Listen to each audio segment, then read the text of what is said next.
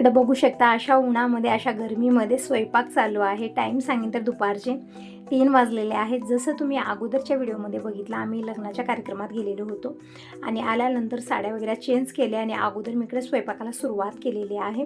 कारण आजचा वार आहे गुरुवार, उपवासाचा दिवस आणि आज आम्हाला जायचं आहे ननंदबाईच्या घरी। तर संध्याकाळी जेवण्यासाठी मी इकडे यांच्यासाठी स्वयंपाक बनवून ठेवत आहे, कारण बाहेरचं खाणं त्यांना आवडत नाही आणि एकतर उपवासाचा दिवस म्हणून म्हणलं जे आवडतं त्यांना, म्हणजे त्यांना आवडीचं पदार्थ म्हणजे पंचपक्वान्न एका साईडला ठेवा आणि ज्वारीची भाकर आणि भाजी एका साईडला ठेवा, सोबत ताक, हे त्यांना खूप आवडतं। तर इकडं भाकरी बनवल्या, दोडक्याची भाजी बनवली, पूजा पण मदत करत आहे आणि गरमी खूप भयानक आहे। जसं कडक उन्हाची गरमी आहे ना, खूप जास्त गरमी होते, किचनमध्ये तरी जायचं मन होत नाही आणि यामध्ये हवा पण तशीच भयानक आहे, त्यामुळे ना गॅसच राहत नाही आहे। म्हणून मी दार बंद केलेलं होतं, म्हणजे कुठूनही हवा येऊ नये, खिडक्या दार सगळं बंद करून मी स्वयंपाक करत होते। हवा आली तर अशी येते ना एकदम भुतावळी हवा, देवापाशी दिवा राहत नाही ना गॅस राहतो, असं होत आहे। म्हणून मी सगळं बंद करून स्वयंपाक करून घेतला। आता भाजी बनत आहे आणि तोपर्यंत दिनेश पण आलेला आहे। दिनेश म्हणत आहे मम्मी दार लावून काय करत आहात मध्ये, म्हणजे त्याला माहिती आहे की दुपारी तरी स्वयंपाक होत नाही, मग दुपारी 3 वाजता स्वयंपाक का करत आहात, कारण त्याला पण माहिती नाही आम्ही कुठं जात आहोत। दिनेश आज कॉलेजला गेलेला होता आणि हेल्मेट वगैरे म्हणजे रुमाल सगळं घेऊन गेलेला होता, फुल तयारीमध्ये गेलेला होता, कारण उन्हामुळे ना सगळी तयारी करूनच जावी लागते। डोक्याला रुमाल, वरती हेल्मेट, म्हणजे ऊन कमी लागतं थोडंसं। तसं तर मुलांना जास्त असं हेल्मेट वगैरे घालणं आवडत नाही, पण बिना हेल्मेटचं त्याला जाऊ देत नाही, कारण बाईकवर असतात मुलं आणि त्यांना कशाचं भान राहत नाही। एक वेळा रोडवरती गेले की मग संपलं, कानात वारं भरताना अशी स्पीड असते ना त्यांची की ते ऐकत नाहीत, घरात 10 वेळा सांगून पाठवा तरी पण, म्हणून सगळं देऊनच पाठवलेलं होतं। तर दिनेश आल्यानंतर पाणी वगैरे प्यायला घेतलेलं आहे, कारण गरमी खूप आहे ना। आणि आता म्हणलं जेवण कर, तर दोडक्याची भाजी भाकरी सगळं बनलेलं आहे, तर दिनेश पण जेवण करत आहे आणि आम्ही इकडे आईस्क्रीम एन्जॉय करत आहोत। म्हणजे गरमी खूप आहे ना, त्यामुळे दीपक म्हणत होता मग मी ज्यूस घेऊन येऊ का, काय घेऊन येऊ, म्हणजे थंड वस्तू काहीतरी खाण्यापिण्यासाठी विचारत होता। तर म्हणलं आईस्क्रीम घेऊन ये, पूजाला आईस्क्रीम खूप आवडते, पूजालाच काय सगळ्यांनाच खूप आवडते। तर सगळ्यांचं आवरलं, जेवण खाणं झालं आणि बाबा पण आमच्यासोबत येत आहेत, बाबांचं आवरलेलं आहे। तर आता फायनली आम्ही घरातनं निघालेलो आहोत, म्हणजे स्वयंपाक करून सगळे भांडे वगैरे जे बी झालेले होते पसारा सगळं आवरलेलं आहे, किचन स्वच्छ करूनच आम्ही घरातनं निघालो। तर फायनली आम्ही ननंदबाईच्या घरी येऊन पोहोचलेलो, थोडंसं लवकरच आलो, म्हणजे घरातनं आम्ही 4:30 वाजता निघालेलो होतो आणि 6-6:30 वाजेपर्यंत आम्ही ननंदबाईच्या घरी येऊन पोहोचलेलो आहोत। तर इकडं काय करत आहेत ताई, तर ताई इकडं दळणं वगैरे करत होत्या, म्हणजे कामातच होत्या बिजी। त्यांना आम्ही फोन लावलेला नाही, कारण त्यांना सरप्राईज द्यायचं होतं मला, त्यामुळे आम्ही सांगितलेलं नाही, न सांगताच आम्ही आलेलो आहोत। आणि आल्यानंतर सगळ्यांची गळाभेट झाली, परत चहा पाणी झालेलं आहे, म्हणजे ताईनं लिंबू पाणीच केलेलं होतं, चहा बनवलेला नव्हता, कारण गरमी खूप होते त्यामुळे, आणि पत्र्याचे सेट असल्यामुळे ना थोडीशी गरमी तर जास्तच होते। तर लिंबू पाणी पिलं आणि सगळ्यांशी बोलत आम्ही बसलेलो होतो आतापर्यंत। आता ही संध्याकाळची वेळ आहे आणि स्वयंपाकाला सुरुवात झालेली आहे। तर बटाट्याची भाजी, चपाती, आमरस हे सगळं बनणार। आणि इकडे बघू शकता काकीचा आणि लोकाचं डान्स चालू आहे, म्हणजे आजकाल लग्नामध्ये वगैरे असा डान्स करतात ना, ते बघून दीपक म्हणत होता मी आणि काकी तसाच डान्स करतो। सुरू आहे सगळ्यांची मस्ती, मजाक, हसी, सगळ्यांचं आपापल्या इकडे सुरू आहे। 4 जमले ना, सगळ्यांचा आपापलाच गोंधळ सुरू असतो, सगळे स्वतःमध्येच बिझी असतात, कोणी कुणाचं काय सांगतं तरी कोणी कुणाचं काय सांगतं, असं चाललेलं आहे।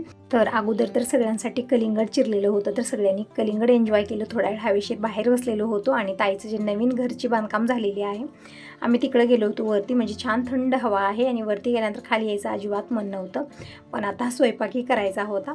तर आता इकडे आम्ही सगळेजण स्वयंपाकाला सुरुवात केलेली आहे, ननंद भाऊजया, मी, पूजा, ताई सगळेजण आलेलो आहोत किचनमध्ये। आणि इकडे ताई कणिक मळत आहेत, मी भाजी तयारी करून दिली, पूजानं कैरीची चटणी वाटलेली आहे आणि भात भाजी हे सगळं बनलेलं आहे, स्वयंपाक पूर्ण झालेला आहे। तर मी इकडे सगळ्यांना अगोदर पुरुष मंडळींना जेवायला वाढत आहे, नंतर मी, ताई, पूजा सगळेजण जेवण करू। तर नाहीतर काय होतं ना, सगळे एकत्र बसल्यानं खूप गोंधळ होतो, म्हणून ताई म्हणत आहेत मी गरमागरम चपात्या बनवते, तोपर्यंत तुम्ही जेवायला वाढा सगळ्यांना। तर इकडं भाजी बनलेली आहे, म्हणजे गवारची भाजी बनलेली आहे, कैरीची चटणी, बटाट्याची भाजी आणि गरमागरम चपात्या बनत आहेत। तर मी सगळ्यांना इकडे जेवायला वाढत आहे, पूजा नेऊन देईल, पाणी वगैरे नेऊन देत आहे, म्हणजे फ्रीजमधलं पाणी सगळं मिक्स करून, म्हणजे खूपच बर्फाचं पाणी झालेलं आहे। ताईपाशी माठ पण, म्हणजे वर्षाला माठ ठेवतात, पण म्हणत होते आमदा पण माठ आणलेला होता, पण इतकं पाजरत होतं ना की सगळं पाणी त्याचं संपून जात होतं पाजरून, म्हणजे 2-4 दिवस ठेवल्या त्याने आणि नंतर ते पाणीच राहत नव्हतं संध्याकाळपर्यंत त्यामध्ये। म्हणून ते माठ उचलून बाहेर नेऊन ठेवलेले आहेत ताई. आणि इकडं फ्रीजमधलंच पाणी प्यायला घेत आहेत. तसं तर ताईंना म्हणजे फ्रीजमधलं पाणी आवडत नाही आहे तितकं. यांच्या घरी माठच असतो केव्हाही बघा, तेव्हा म्हणजे पावसाळा, उन्हाळा, हिवाळा, कधीही बघा माठातलंच पाणी पित असतात. चांगलं पण असतं. पण यावर्षी असं झालं ना, ते माठ पाझरत होतं, जास्त पाणीच राहत नव्हतं म्हणून बाहेर नेऊन ठेवलेले आहेत. तिकडे ताई चपात्या लाटत आहेत, मी सेकत आहे. आणि पूजा म्हणजे मी जेवायला वाढलेलं आहे, अगोदर ताटल्या वाढलेल्या आहेत. पूजानं फक्त भातावरती इकडं तूप वगैरे टाकलेलं आहे आणि इकडं चपात्याही मोडून ठेवत आहे. आणि अगोदर पूजाला म्हटलं की सगळ्यांना जेवायला नेऊन दे तिथं, म्हणजे सगळेजण बाहेर फॅन, कूलर सगळं ऑन करून, टी व्ही ऑन करून इतका गोंधळ आहे ना की एकमेकांचा आवाज जाणार नाही बाहेर, असा गोंधळ बाहेर चालू आहे हॉलमध्ये. तर म्हटलं सगळ्यांना नेऊन दे, त्यांच्या गोंधळात आपण नको, आपण निवांत इथं बसूया. तर इकडं सगळेजण घेऊन जात आहेत. आणि योगेश पण कॉलेजसाठी निलंग्याला होते, त्यांना पण सुट्टी झालेली आहे, तर ते पण आजच घरी आलेले आहेत. म्हणजे असं झालं ना, एक तर आम्हीही न सांगता आलो आणि योगेश पण घरी आलेले. छान वाटत आहे. गायत्री नाही, गायत्रीला सगळ्यांनी मी खूप मिस केलं.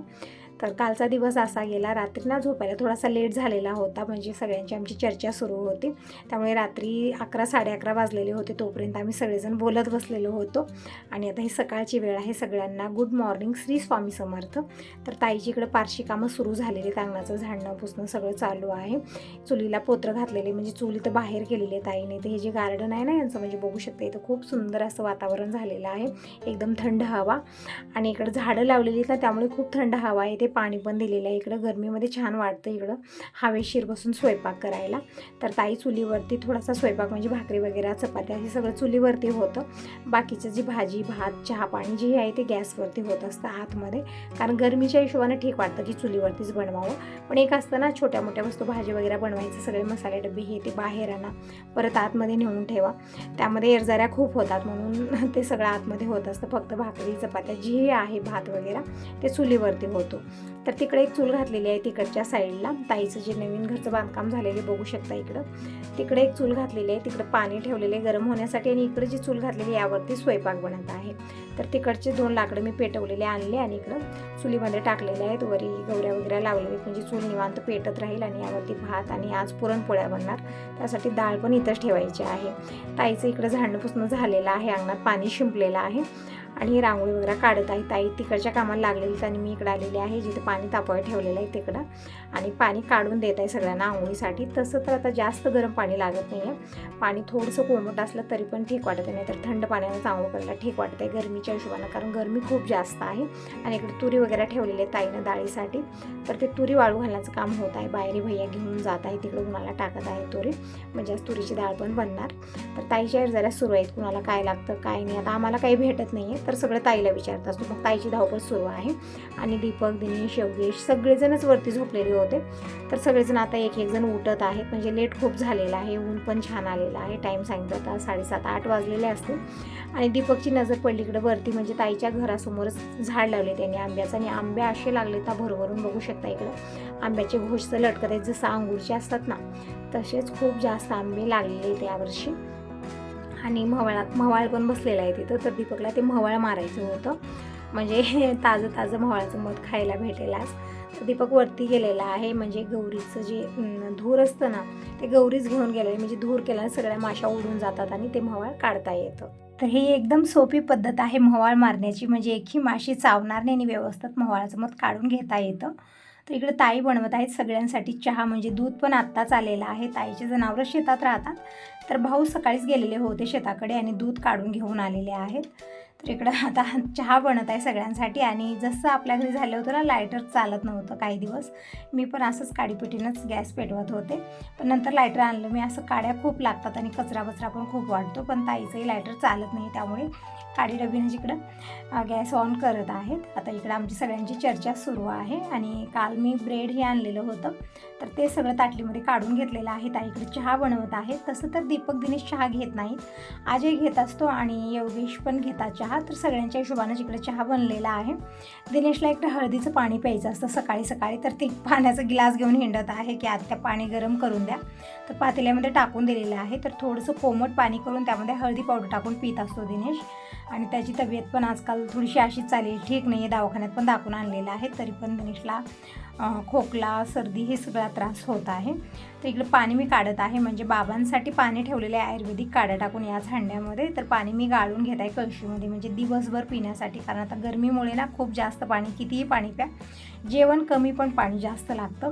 तर इकडे ताई रांगोळी काढत आहेत आणि आजी आलेले आहे फुलं तोडण्यासाठी. म्हणजे आणखीन देवपूजा करत नाही आहे कोणी पण, कारण आणखीन आमच्या सगळ्यांच्या आंघोळ्या होत आहेत एक एक जणांच्या, म्हणजे आंघोळीसाठी इकडं नंबर लागलेला आहे. नंबरच्या हिशोबाने सगळेजण आंघोळ करत आहेत, कारण 4 चौघं जमलो ना असं होतं. तर कारमध्ये पूजा करण्यासाठी फुलं वगैरे आजी घेऊन जात आहे, तिकडे त्यांचं पूजन वगैरे होत आहे.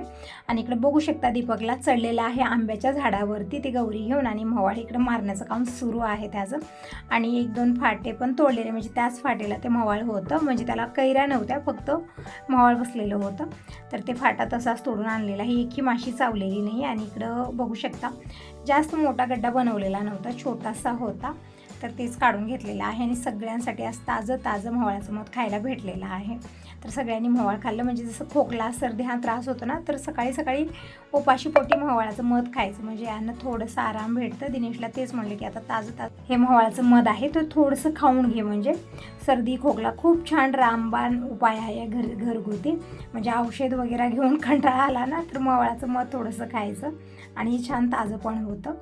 तर इकडं झालेले सगळ्यांचं खाऊन पिऊन चहा वगैरे सगळ्यांचा झालेला आहे. आता मी इकडं नाश्त्यामध्ये बनवत आहे सुशेला. तर आंघोळ वगैरे सगळ्यांची झालेली आहे.